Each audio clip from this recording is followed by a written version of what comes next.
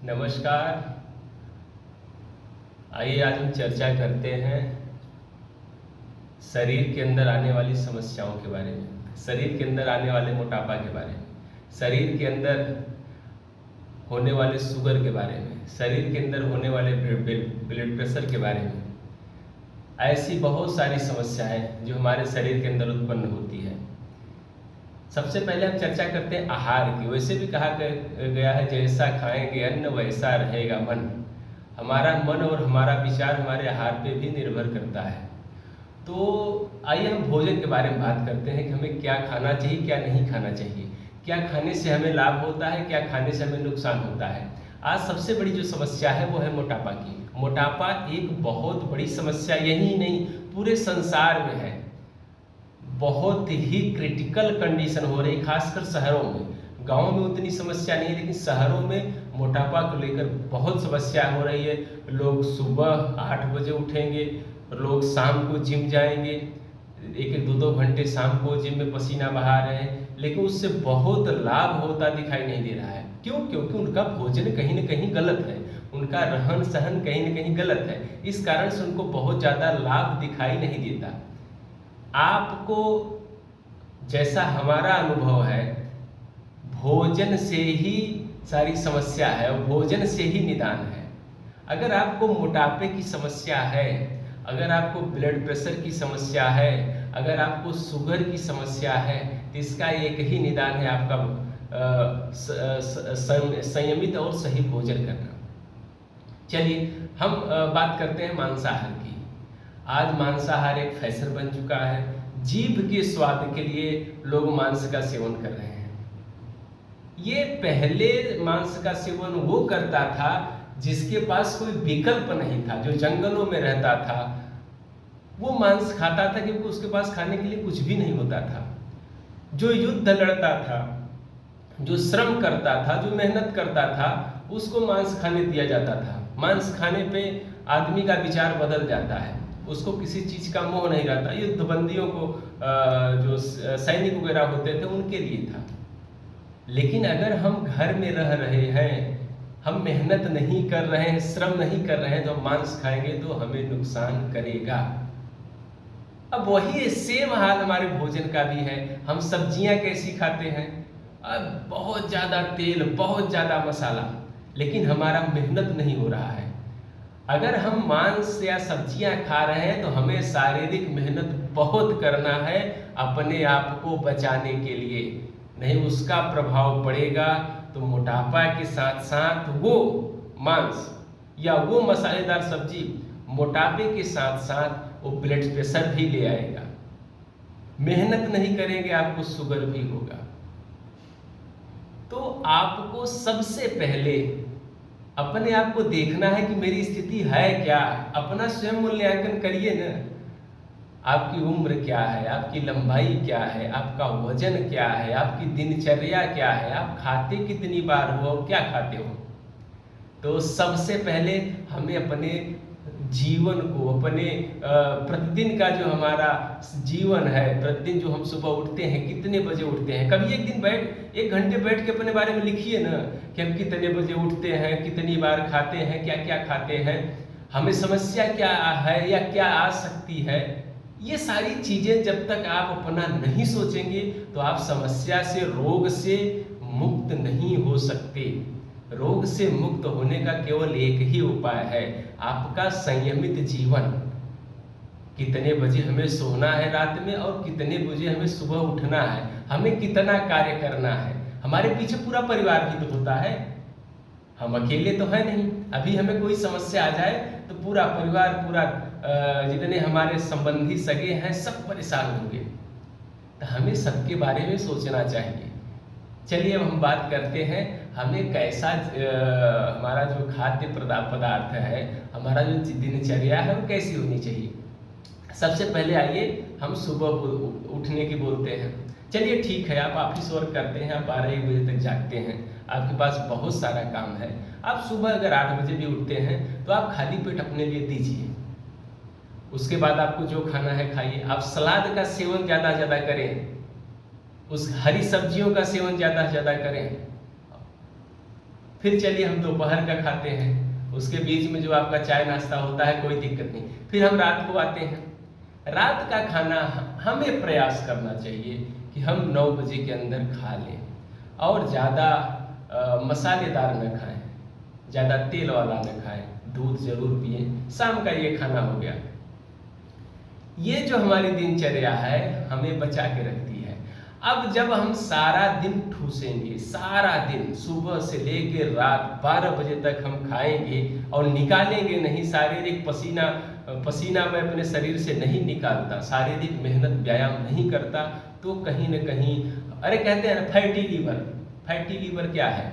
जो हमारा लीवर है, जो हमारा लीवर की प्रॉब्लम होती है, उसके अंदर जो बहुत सारा कचरा जमा होता है, जो उसके अंदर वो फैटी लीवर नहीं है, वो लीवर खराब करने की शुरुआत होती है।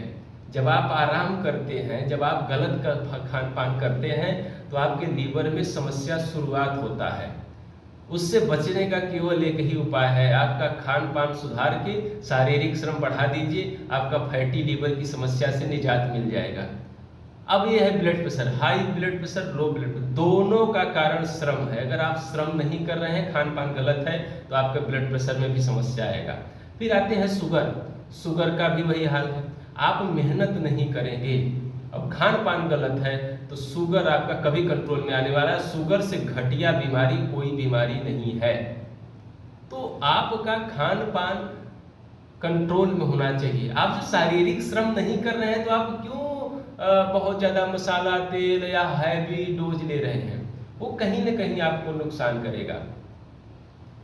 आप उसके लिए योगा करें। योगा से बेहतर आपके जीवन शैली को बदलने के लिए कुछ भी नहीं है। योग करने वाला कभी भी गलत रास्ते पे नहीं जा सकता। न वो नशा करेगा, न वो शराब पिएगा, न सिगरेट पिएगा, न गुटखा, कुछ भी वो गलत नहीं करेगा। योग करने वाले की दिनचर्या सही होगी। अगर वो रात को 2 बजे भी सोएगा, तो 4, साढ़े 3, 4 बजे उसको जागना ही है। लेकिन वो 2 बजे सोएगा ही नहीं, क्योंकि उसकी समय दिनचर्या, वो 10 या 11 बजे तक सो जाएगा, क्योंकि उसे 4-5 बजे जाग, और 5 घंटे की नींद हमारे लिए काफी होती है। जब हमारे पास काम नहीं है, तो हम क्यों जागते हैं 12-12, 1-1 बजे तक बेफालतू बैठ के? हाँ चलिए, कल छुट्टी है, हमारे पास काम नहीं है, हम कोई दिक्कत नहीं, हम एक दिन हफ्ते में जाग लें। आप प्रतिदिन जागते हैं, कुछ लोग प्रतिदिन जागते हैं, जो कहीं ना कहीं अपना नुकसान करते हैं ना। कहते हैं मुझे नींद नहीं आती। बहुत सारे मेरे मित्र या बहुत सारे मेरे पास फोन आते हैं कि योगी जी मुझे नींद ही नहीं आती है, रात भर टुकुर टुकुर जागता हूँ। क्यों जागते हैं? उसके जिम्मेदार आप हैं। अपनी जीवन को आपने बर्बाद किया है, और वो दिनचर्या जब आप बदलोगे तभी नींद आएगी।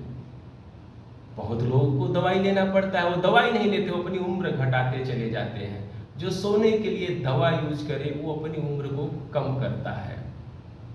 मेरे कहने का मतलब है कि आपके पास बहुत ही आसान विकल्प है अपने आप को स्वस्थ रखने के लिए। आप भोजन जितना हो सके नॉर्मल करें। अगर आपके शरीर में चर्बी बढ़ी है, आपके पेट में चर्बी बढ़ी है, आपका मोटापा बढ़ा है, तो आप उपवास करिए न, आप उबला खाना खाइए न। उबला खाने से बेहतर कोई नहीं। आप देखिए न, 15 दिन खा के आपके चेहरे की चमक बढ़ जाएगी। उबले खाने में वो ताकत होती है। आप उबालिए ना हरी सब्जियों को। आप क्यों इतना तेल घी मसाला खाते हैं? अगर आपका वेट ज़्यादा है, तो आपका सबसे बेहतर तरीका है उबले हुए सब्जियों को खाइए। क्यों आप बेफालतू का भोजन करते हैं?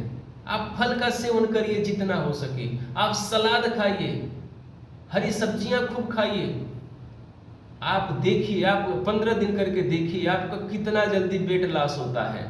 आपको कहीं कुछ भी नहीं करना है, थोड़ा सा योगा व्यायाम करिए। और योगा व्यायाम कैसा है? आपके बेड वाला है। कपाल भाती, अनुलोम विलोम, भस्त्रिका, क्या है, उज्जाई, ये सारे प्राणायाम जो आपको मजबूती प्रदान करते हैं। कपाल भाती तो ऐसा प्राणायाम है कि आपके पूरे शरीर को जागृत कर देता है, आपको बचपना की तरफ ले जाता है। अगर हमारा मन बचपना की तरफ चला गया, तो बचपना का मतलब बचपना होता है, कोई बीमारी हो ही नहीं सकती, मन में गुस्सा आ ही नहीं सकता। अगर गुस्सा भी आया तुरंत हम माफी मांगने को तैयार रहते हैं। तो कहने का मतलब है कि हम थोड़ा सा अपने आप को खान पान सुधार के हम अपने आप को व्यवस्थित कर सकते हैं। ये बहुत बड़ी बातें नहीं हैं। आप 15 दिन अपनी दिनचर्या बदल के देखिए, आपकी आदत में आ जाएगा। अब आप नहीं बदलते हो तो आपके साथ समस्या ज्यों की त्यों बनी रहेगी। दवा के भरोसे जिंदगी नहीं जिया जाता। जो अंग्रेजी दवाओं का सेवन ज़्यादा करते हैं, आप सबको पता है, अगर आप अंग्रेजी दवाओं का सेवन 50 के अंदर करने लगते हैं तो अंग्रेजी दवा आपकी उम्र घटा देती है। हाँ, हमारा शरीर अगर 70 साल हो गया, 80 साल हो गया, अगर तब हम दवा लेते हैं तो चलिए ठीक है, शरीर काम नहीं कर रहा है, खून बनना कम हो गया है, बहुत सारी समस्याएं शुरू हो जाती हैं। लेकिन हम 40 साल के युवा हैं, 35 साल में 30 साल में शादियां हो रही हैं, हम 40 साल 42 साल में जाते जाते बीमार पड़ जा रहे हैं। तो हमें कब तक जीना है, ये हमारी दिनचर्या कैसी होनी चाहिए, ये हम ही को डिपेंड करना है, हम ही को करना है, दूसरा कोई नहीं करने आएगा, दूसरा केवल सलाह दे सकता है। तो हम सभी मिलके अपने आप को मजबूत बनाएं। ये मजबूती तब आएगी जब हमारा जीवन संयमित होगा, हम योगमय जीवन जिएंगे। योगमय जीवन जीने के लिए आप अपने लिए केवल 30 मिनट दीजिए, 23.5 घंटे दूसरे को दीजिए, और अपने अच्छे जीवन के लिए आप 30 मिनट दीजिए, और वो 30 मिनट आपका पूरा जीवन बदलने वाला होगा।